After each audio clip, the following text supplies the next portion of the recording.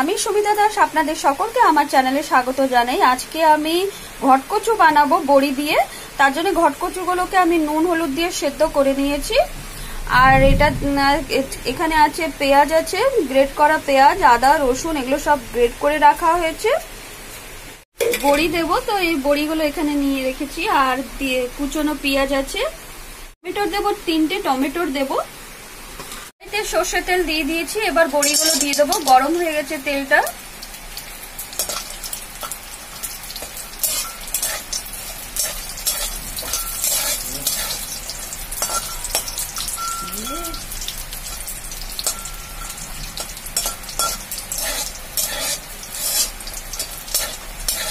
ঘটকচু খেতে খুব ভালো লাগে, তো এইভাবে বানিয়ে দেখবেন একবার বড়ি দিয়ে।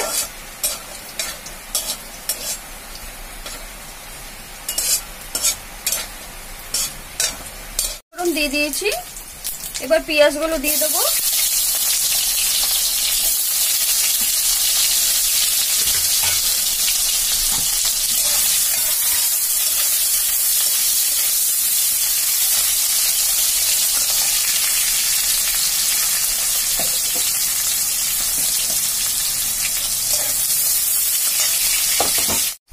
এই মশলাটা আমি পেস্ট করেছি। এর মধ্যে আছে ধনে, জিরে, শুকনো লঙ্কা আছে, এর মধ্যে আদা রসুনও দেওয়া আছে। দিয়ে এটা আমি পেস্ট করেছি কচু আর বড়ির তরকারির মধ্যে দেওয়ার জন্য। পেঁয়াজগুলো ভাজা হয়ে গেছে। এবার গ্রেট করা পেঁয়াজ, আদা রসুনটা দিয়ে দেবো।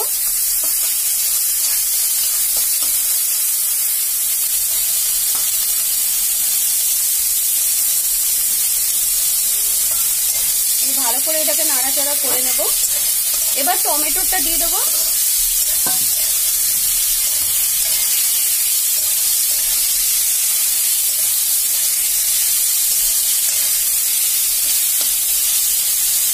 স্বাদ অনুসারে লবণটা দিয়ে দিয়েছি।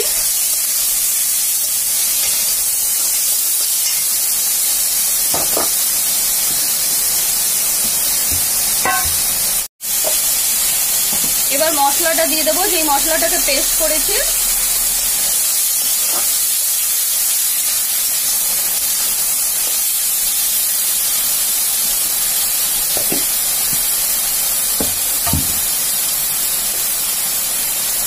এখন আমাদের এখানে প্রচুর বৃষ্টি হচ্ছে, ভালোই আওয়াজ আসছে বৃষ্টি।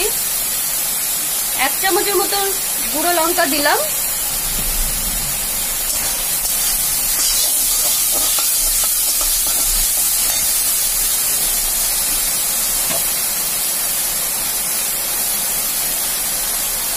এক চামচের মতন হলুদ দিলাম। এবার কচুগুলো দিয়ে দেবো, ঘটকচুগুলো।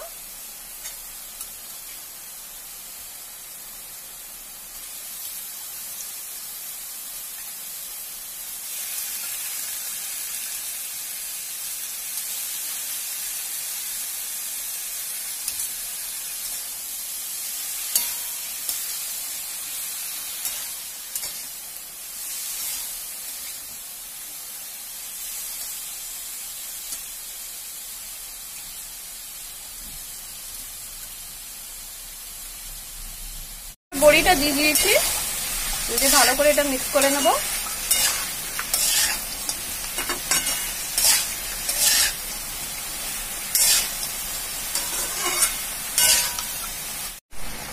এবার একটু জল দেবো। এর মধ্যে একটু জল দিয়েছিলাম, আর একটু জল দেবো।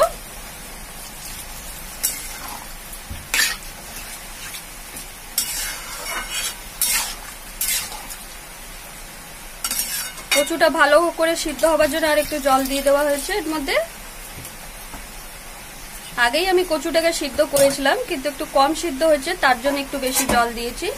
এবার ঢাকনা দিয়ে রেখে দেবো কিছুক্ষণের জন্য। আর একটু ঝোলটা কমাবো। কচুটাকে আর একটু সিদ্ধ করতে হবে, আর ঝোলটাও একটু কমাবো, তার জন্য আর একটু রাখলাম এটা।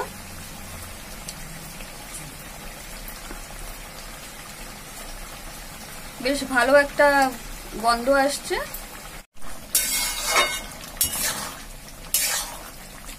ঘটকচু বড়ি দিয়ে রেসিপিটা হয়ে গেছে। এবার আমি এটাকে নাবিয়ে নেব।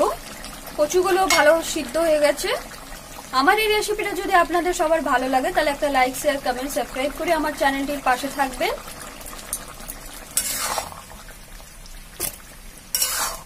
ঘটকচুটা নামাবার পর কড়াই থেকে 1 চামচের মতন লেবুর রস দেবো আমি এর মধ্যে। ভালো করে এটা মিক্স করে নেব।